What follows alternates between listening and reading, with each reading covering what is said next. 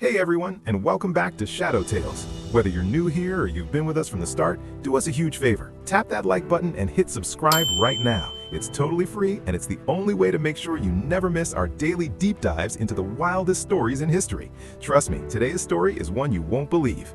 The man who became prime minister, not by winning votes, but by being the king's best friend. This is the story of the second prime minister of Great Britain. Let's get into it. The legendary Robert Walpole finally fell after 21 years in power. But who could possibly replace Britain's first prime minister? The answer wasn't a political genius, it was the king's 70-year-old best friend. For over 20 years, Spencer Compton wasn't the star, he was the fixer. He was King George III's personal tutor, managed the king's private money, and was his trusted voice in Parliament, all while Walpole took the glory. The ultimate royal sidekick. If you've ever been the backup, hit like right now. When Walpole resigned in 1742, there was no fierce battle for power. The king simply pointed to his loyal friend.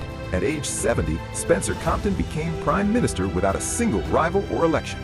His entire governing philosophy, whatever the king wants. His job wasn't to lead with new ideas, but to be a steady yes man and keep the peace between a powerful parliament and a stubborn monarch. His real talent was numbers. As Chancellor of the Exchequer, he was the genius funding Britain's wars. He proved the quiet accountant in the background can be more valuable than the loud politician at the podium. A prime minister who was better with books than speeches. Comment accountant if that's a surprise.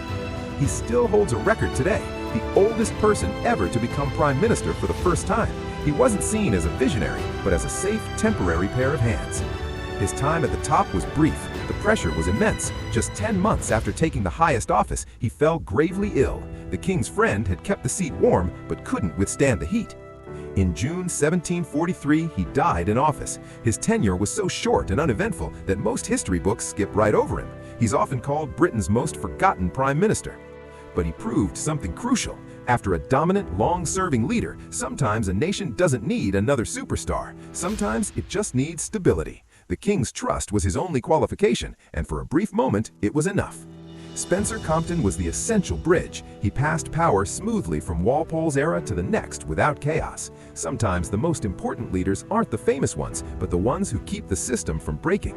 So what matters more, brilliant talent or loyal stability? Debate it in the comments, and if you want more untold stories of power, make sure you've liked and subscribed to Shadow Tales. Tap the bell so you never miss what's next. Thanks for watching.